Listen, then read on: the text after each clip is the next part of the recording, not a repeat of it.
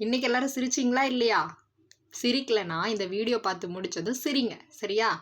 சிரிப்பு அப்படின்னு சொல்றது வந்து நம்ம முகத்துல வந்து எந்த விதமான மேக்கப்புமே போடாம நம்ம முகத்தை அழகா வச்சுக்கிற ஒரு அழகான ஆயுதம் தான் சிரிப்பு. சரியா?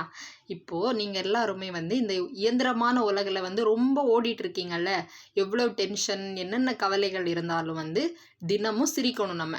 இன்னைக்கு நம்ம சிரிச்சோமா அப்படின்னு சொல்லிட்டு தூங்க போறதுக்கு முன்னாடி நீங்க அனலைஸ் பண்ணி பாருங்க. சரியா?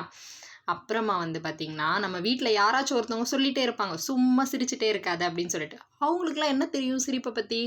அப்போ மும்பைல உள்ள ஒரு டாக்டர் ஒருத்தர் வந்து 1995ல சிரிப்ப பத்தி ஆராய்ச்சி பண்றாரு. அவர் சொல்றாரு, நம்ம மூளை வந்து ஹார்மோன்களையும் டிரான்ஸ்மிட்டர்களையும் வெளியிடுதாம். அந்த டிரான்ஸ்மிட்டர்களையும் ஹார்மோன்களையும் வெளியிடும்போது, நம்ம சிரிக்கும்போது வந்து அந்த மன அழுத்தத்திற்கான ஹார்மோன்கள குறைச்சு, அந்த மூளைய வந்து நல்ல விதமா பாதுகாக்க செய்யுது. இதனால வந்து மன அழுத்தத்திற்கு காரணமான ஹார்மோன்கள் குறைத்து விடப்படுது. இதனால நரம்பு தளர்ச்சியும் தவிர்க்கப்படுதாம்.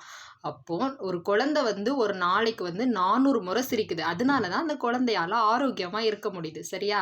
அதுக்கப்புறமா நம்ம ஒரு நாளைக்கு எத்தனை முறை சிரிக்கிறோம் தெரியுமா? 15 முறை கூட நம்ம சிரிக்கிறது இல்லையாம். அதனால தான் ஒரு நாளைக்கு நீங்க என்ன பண்ணணும்? ஒரு 9 தடவையாவது சிரிக்கணும் காலையில. சரியா? அப்புறமா வந்து ஈவினிங் ஒரு 9 தடவையாவது சிரிங்க. அப்ப 18 முறை ஆச்சா? அப்ப அந்த 15 முறைய கூட நீங்க தோற்கடிச்சிருவீங்க. ரீல்ஸ்லாம் பார்க்குறீங்கல்ல, சோகமான ரீல்ஸு, எதையாச்சும் பத்தி என்னென்ன செய்யலாம் அப்படின்னு சொல்லிட்டு ரீல்ஸ் பார்க்குறத கொஞ்சம் கொஞ்சம் அப்பப்போ விட்டுட்டு, நல்ல காமெடியான ரீல்ஸும் பாருங்கங்க. அப்பதான் நீங்க நல்லா சிரிப்பீங்க. சரியா? இல்லன்னா டிவி பார்க்கும்போது காமெடி சேனலா பார்த்து பாருங்க. அப்போ உங்களால இன்னும் நல்லா சிரிக்க முடியும்.